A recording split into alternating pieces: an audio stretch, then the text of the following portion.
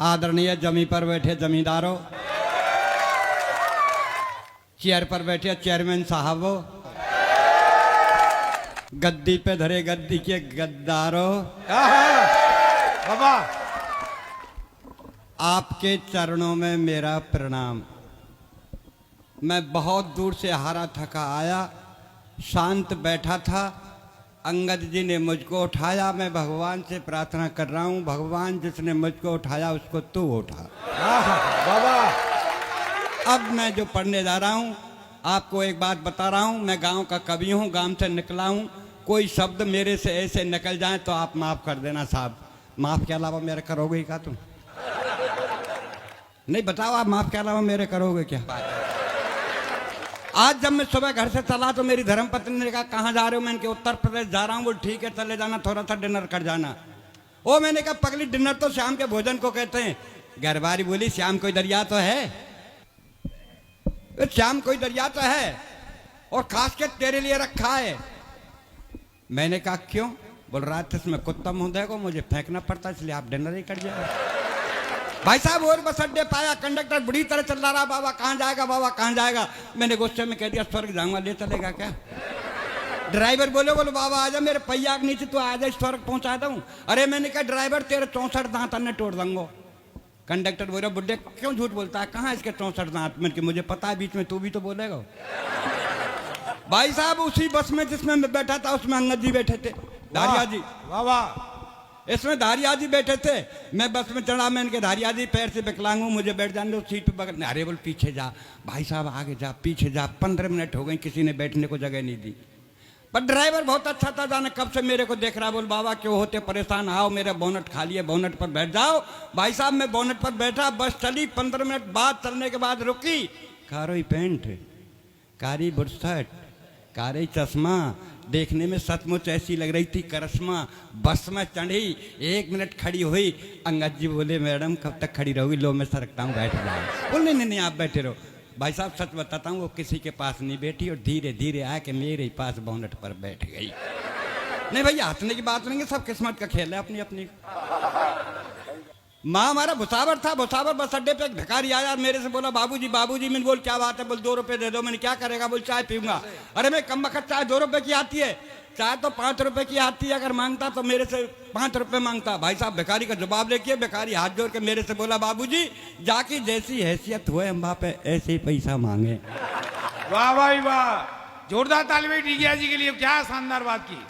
मैंने कहा जाकी जैसी ऐसी होती है ऐसे ही मांगते हैं। बोला हाँ। तो मैंने तुरंत धारिया जी की तरफ हाथ कर दिया, मैं भैया इनसे ले ले। तो भाई साहब भिखारी ने धारिया जी को ऊपर देखा नीचे देखा और फिर हाथ जोड़ के मेरे से बोला, वही भिखारी, बोल बाबूजी। मैंने बोल क्या बात है? अरे बोले खुदा ही भिखारी सो लग रहा है हमको कहा। बाबा अब लेना लिफाफा कैसे? भाई साहब भरतपुर बस अड्डे पाया, एक भिखारी और मिला, मेरे से बोला बाबूजी बाबूजी। मैंने बोल क्या बात है? बोल 10 रुपए दे दो। बोल क्या करेगा? बोल चाय पीऊंगा।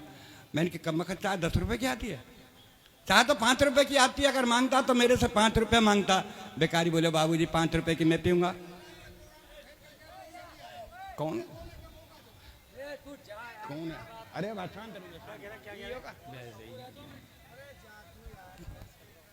मैंने कहा भिखारी से, देखो जी ज्वार में घोड़ार गांव में मोड़ा एक हाथ मिलते ही रहते थे अपन को।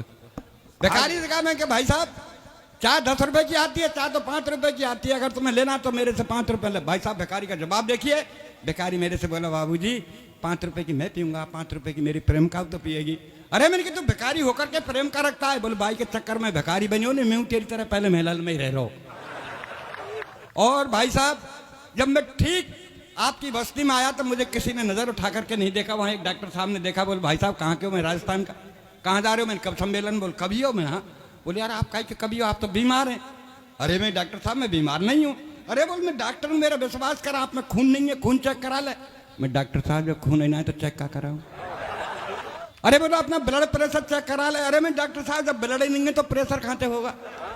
और ब्लड प्रेशर के बारे में मैं खूब जानता हूँ। जब मैं हाई स्कूल में था मेरा ब्लड हाई था, इंटर किया तो मध्यम रह गया। और जा दिन ते घर वाली आई डॉक्टर साहब आ दिन ते लो चल रहा है। भाई साहब डॉक्टर साहब ने सरंज उठाई, मेरे लगाई, डॉक्टर साहब के पसीना।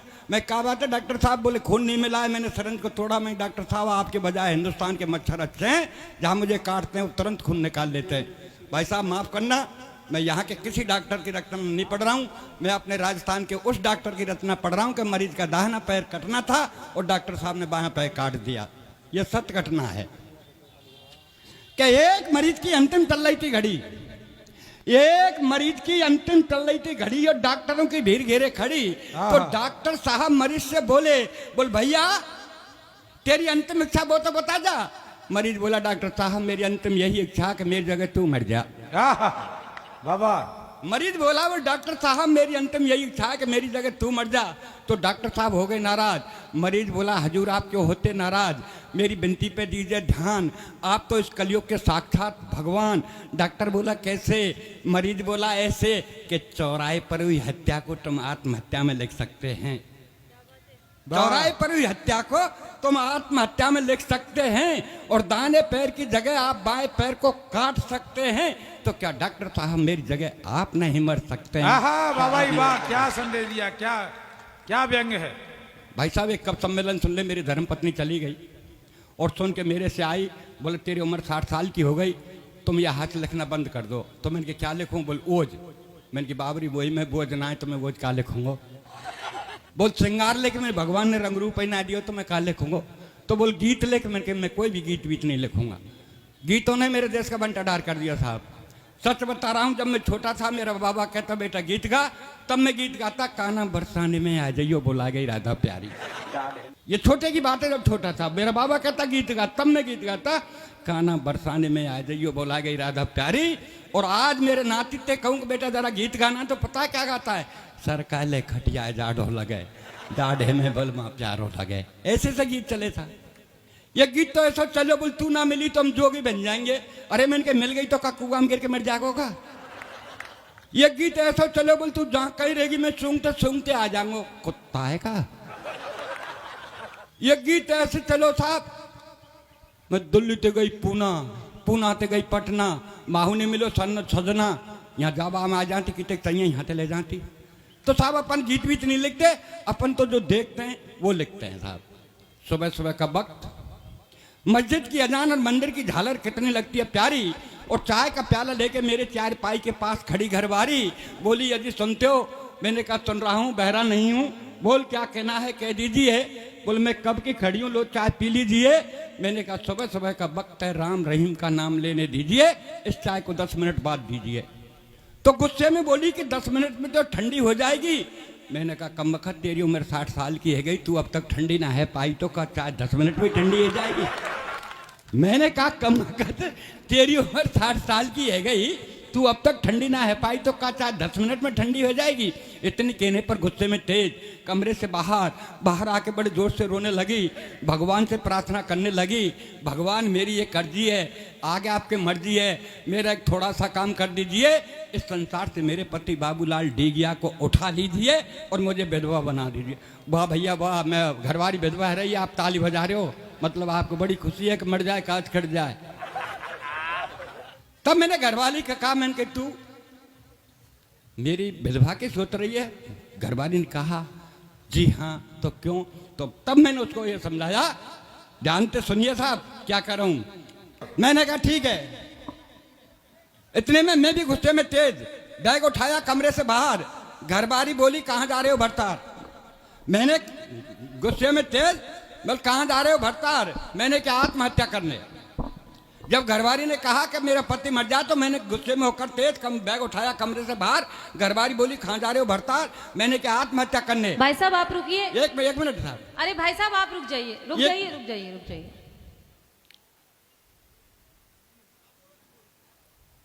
घरवाली ने कहा जब विधवा की, मैंने कहा तो मैं गुस्से में तेज बैग उठाया कमरे से बाहर, घरवाली बोली कहाँ जा रहे हो भरतार? मैंने कहा आत्महत्या करने। बोला आत्महत्या करनी है तो जल्दी कर लीजिए, ये भी आपके हित में होगा, और 4 दिन पीछे मरा तो तेरा दाह संस्कार नहीं होगा। मैं बोला कैसे? घरवाली बोली ऐसे कि मैं देख रही हूँ ये पर्यावरण का सीजन, और जब खाने पकाने को नहीं तो तुझे जलाने को कहाँ से लाऊंगी? ईंधन तुझे जलाने को कहाँ से? अच्छी लगी तो ताली ठोको, जाते आगे और बढ़ाऊं। अच्छी लगी मैंने कहा तू मेरे ईंधन की फिक्र मत कर, तेरा ध्यान किधर, मैं समझाता हूँ इधर। ठीक मेरे मरने के बाद शमशान घाट जाना और 5 हीटर रख के घर चली आना, बेटे को समझाना, बेटे जाना बटन दबाना, पापा को जला के घर चले आना। बोल ठीक है, तेरे मरने के बाद शमशान घाट जाऊंगी, 5 हीटर रख के चली आऊंगी, बेटे को समझाऊंगी, बेटा जाएगा बटन दबाएगा और तुझे जला के घर चला आएगा। पर तू जलने के बाद पता नहीं स्वर्ग या नरक जाएगा, पर इस महंगाई में जो 5-5 हीटरों का बिल आएगा उसे का तेरा बाप चुकाएगा, उसे का तेरा बाप चुकाएगा। बहुत और लीजिए खुशी साहब, है। शनिवार के दिन मेरी और धर्मपत्नी की मुठभेड़ हो गई साहब। शनिवार के रोज मेरी और धर्मपत्नी की मुठभेड़ हो गई, ज्यादा कहा तो रो गई। बोली ए पिया, जब से तेरे घर में पैर दिया तब से दुख पा रही हूं, अब तेरे नारों मैं के जा रही हूं। हम ठहरे सद्दाम हुसैन जो बात पर अड़ गए, और ज्यादा कहा तो सद्दाम की तरह हम भी समर्पित हो गए। मैंने कहा प्राणों के प्यारी तू मैं के मज्जा में मरूंगा, तेरी जितनी डिमांड पूरी करूंगा। बोल मेरी क्या डिमांड पूरी करेगा? हिंदुस्तान के लोग अपनी अपनी पत्नियों को हिंदुस्तान घुमाते हैं, आप हमें कहीं नहीं ले जाते, हमें तो किसी जंगल की सैर करा दे। मैंने कहा कल, घरबारी बोली कल नहीं आज और अब। हमने कहा चल साहब, जंगल के प्रथम कोने में धंसे, आगे चल चक्कर में फंसे। जंगल बड़ा सुहावना पर आज लग रहा डरावना, जिसमें कुछ मर गए और कुछ मर रहे, एक सज्जन सतकंडा पर टन रहे। मैंने दी भाई ठहरना भाई, आप ये क्या कर रहे हैं? बोल भाई साहब हम पढ़े लिखे बेकार, अपने घर से बेजार, अपने माँ बाप का बेचकर मकान और दुकान इस सतखंडे से कूद के मर रहे हैं। ये डिग्रीधारियों का हाल है साहब। बहुत खूब। जंगल के दूसरे कोने में चीख चिल्लाहट कोलाहल के बादल मंडरा रहे थे, और तीसरे कोने में चंद्रशेखर सरदार मौलाना भगत सिंह बीच में बैठा बापू रो रहा था। तीसरे कोने का तो हाल ही बेहाल था, एक तरफ को चंद्रशेखर मौलाना आजाद सरदार भगत सिंह बीच में बैठा बापू रो रहा था। तो घरवाली का स्वाभिमान जगा, बोले क्या हो रहा है बाबा? बोल बेटी कुछ नहीं, मेरे हिंदुस्तान में कुछ लोग धर्मनिरपेक्षता में धब्बे लगा रहे हैं, उन धब्बों को आंसू से पूछ रहा है ये तेरा बाबा। तो देख या हाल और घरबारी बोली तत्काल, देख या हाल और घरबारी बोली तत्काल। बोल पिया अब मेरा व्याकुल है जिया, वापस घर को चलना। ओ मैंने कहा प्राणों के प्यारी अब तो एक ही बचा है कोना। जब हम जंगल के चौथे कोने में आए, डर के मारे याद करने लगे भगवान, साक्षात सामने से आ रहे हनुमान। मैंने कहा बाबा जय बजरंग बली। हनुमान बोले हिंदुस्तान के नेतान के आगे भैया मेरी कछु ही नहीं चली। वो मैंने कहा बाबा जय बजरंग बली। हनुमान बोले हिंदुस्तान के नेतान के आगे मेरी कछु नहीं चली, मैं तो केवल अपना जीवन यापन कर रहा हूँ। और देख मेरे उतन पे तार नहीं, एक लंगोटी में रह रहा हूँ, एक लंगोटी में रह रहा हूँ। मात्र अब आपको 2 मिनट की रचना सुनाऊंगा, भले आप बताओ ताली चाहे मत बजाओ, पर गौर से सुनना उसको साहब। स्वागत है। मेरा 6 वर्षीय बच्चा दौड़ता हुआ मेरे पास आया था। 6 वर्षीय बच्चा दौड़ता हुआ मेरे पास आया और बोला, बोले पापा पापा गजब हो रहा है, अपनी कॉलोनी में जलने वाला रावण अब की बार नहीं जल रहा है। अरे मैंने कहा नहीं बेटे, रावण जलेगा, ऐलान हो चुका है, पर वो ऐसे वैसे नहीं, राम के बाण से जलेगा। अरे बोले पापा सच मान, रामचंद्र जी खूब चला रहे हैं बाण, फिर भी नहीं जल रहे श्रीमान। तो बच्चे को लेकर साथ में रामलीला मैदान में आया और देखकर दृश्य में चकराया। राम चला रहे थे बाण, रावण के चेहरे पर मुस्कान, उनके मुख से एक ही आवाज, मैं नहीं जलूंगा आज। तब एक सज्जन भीड़ में से दहाड़ता हुआ रावण को पुकारता हुआ बोले, रावण तू नहीं जलेगा तो क्या तेरा बाप जलेगा? तेरे बदन में लगे पटाखों से हम लोगों को मजा आएगा। रावण घुर्राया, 10 शीशों को उसकी तरफ घुमाया और बोला, बोले मूर्ख तू कहां से आ रहा है? मुझे हर साल जलता देखता है, फिर भी तेरा पेट नहीं भरता है, और अगर तुझे जलना ही देखना है तो कश्मीर चला जा, संबुचा संप्रदाय की आग में जल रहा है, जलना ही देखना चाहता है तो कश्मीर। वाह वाह वाह वाह वाह जी, ले गया जी, कमाल। तब सदियों का लेकर सहारा में ऊपर तक टंडा, धीरे से रावण के कान में कहा कि भैया रावण जल जाओ, ये जनता परेशान है, दिल मत दुखाओ। रावण बोला मुझे बेवकूफ मत बनाओ, आप अपने घर जाओ।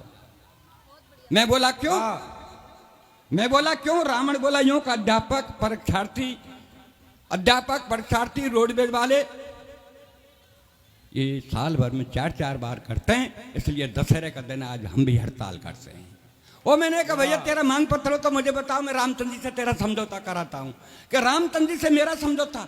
मानव है, मानवता आपकी जात है, मुझे राम से नहीं राम के भक्तों से शिकायत है जो बिना कारण मुझे हर साल जलाते हैं। अगर तुम्हें जलाना है तो दहेज के दानव को जलाओ, जलाना है तो दहेज के दानव को जलाओ, और भी जलाना है तो इस कुर्सी की खातिर जीने मरने वालों को जलाओ, और भी जलाना है तो अपने स्वार्थ हेतु इस वतन के बेचने वालों को जलाओ, और भी जलाना है तो कन्या का जन्म लेने से पूर्व पेट में मारने वाली बेटी के हत्यारे बाप को जलाओ। आहा, ऐसे वाह, हत्यारे वाह। बाप को जय हो, बहुत बहुत धन्यवाद।